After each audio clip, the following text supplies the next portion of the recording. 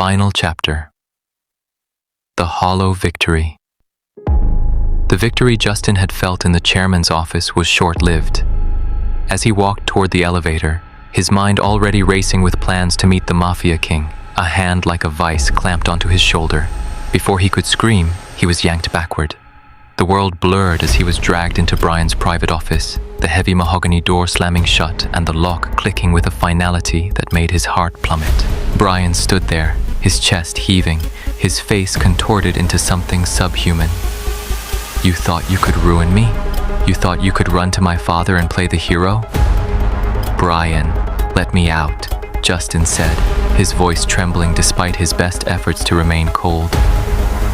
"No!" Brian hissed. He lunged, his hand catching Justin by the hair and slamming him down onto the leather couch. The sexual assault was a blur of pain and humiliation. Brian, driven by a lifetime of his father's abuse and a pathological need to dominate, turned into a monster. He didn't just want to hurt Justin, he wanted to erase him. He ignored Justin's desperate pleas and his frantic attempts to defend himself. The soundproofed walls of the executive suite, designed for high-stakes business deals, now served to bury the screams of a man being broken by the one he had once promised to love forever. When it was over, Brian stood up and calmly adjusted his cufflinks, looking down at the shivering, silent wreck on the sofa. "Consider that your final warning, Justin. My father might want this merger, but I own you.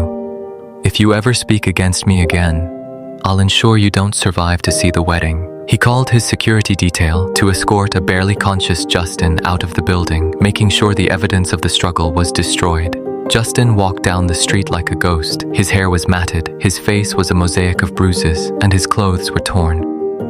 The rain had returned, colder this time, as if the city itself were trying to wash away the shame that felt etched into his skin. A sleek, white luxury car pulled up beside him. The window rolled down to reveal Selena. She looked perfect, her hair a flawless blowout, her ears dripping with diamonds, and her lips curled into a smug, triumphant smile. "Look at you," she cooed, her voice dripping with artificial pity. "Is this the lady of the house? You look more like a stray dog, Justin. If I were you, I'd take my advice and leave uptown. Brian is just getting started, and I'm quite enjoying being the one he actually cares for." Justin looked at her, his vision blurry. He saw the gold, the silk, and the safety she enjoyed. She was a mistress, a home wrecker, in the eyes of the public. Yet she was treated with more humanity than he, the legitimate fiancé, had ever known. The world was a grotesque joke.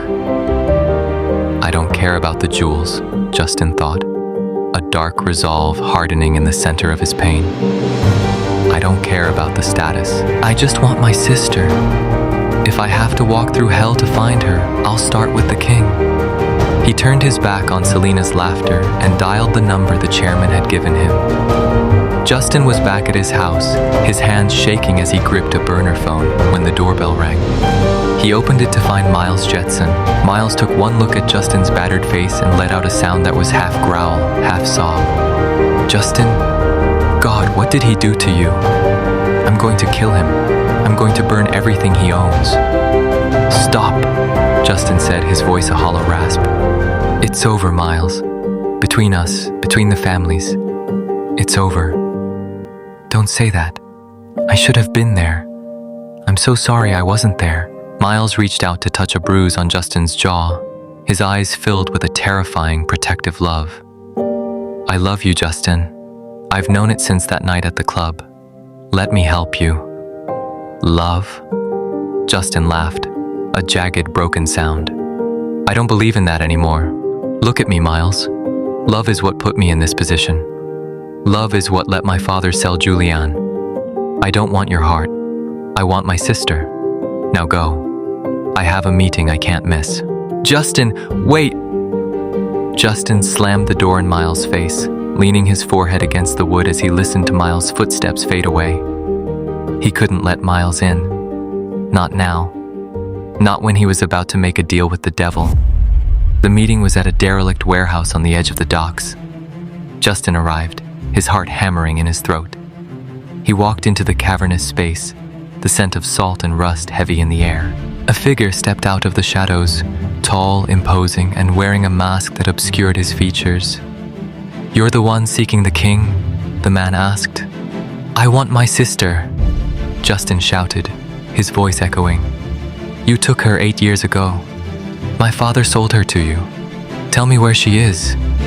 He lunged at the man, his grief turning into a frantic, useless violence.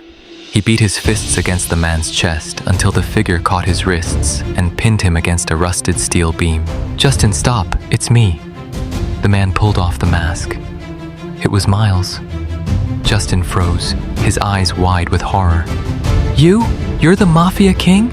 You've had her this whole time? You let me suffer while you held her prisoner?" "No," Miles shouted, his voice cracking. "I took the title of king 3 years ago to find out the truth. I looked for your sister everywhere, Justin. I went through the records your father tried to bury." Miles pulled a file from his coat and handed it to Justin. "I didn't kidnap her, Justin. I found out what really happened." As Justin flipped through the pages, the world seemed to stop spinning. There were photos, medical reports, and signed confessions from former house staff. The truth was more horrific than any kidnapping. His father hadn't sold Julianne to a stranger. He had kept her hidden in the basement of the family mansion. He had assaulted her repeatedly from the time she had turned 18. When Julianne became pregnant 3 months after, their father had panicked. Fearing the exposure of his crimes, he had killed her, dismembered her body, and thrown the remains into the river that bordered their estate. He had threatened to kill any servant who spoke a word. Justin fell to his knees, a guttural, soul-shattering scream tearing from his throat. 7 years of searching, 7 years of hoping she was alive, perhaps even happy somewhere. And all the while, she had been murdered by the man who gave them life. Miles dropped to the floor beside him, pulling Justin into a tight embrace, letting the younger man weep into his shoulder as the weight of the tragedy finally settled. The fallout was swift and merciless. With Miles's resources and the evidence Justin had gathered, the alliances crumbled. Brian Shetfield was arrested in his office, charged with aggravated assault and domestic violence.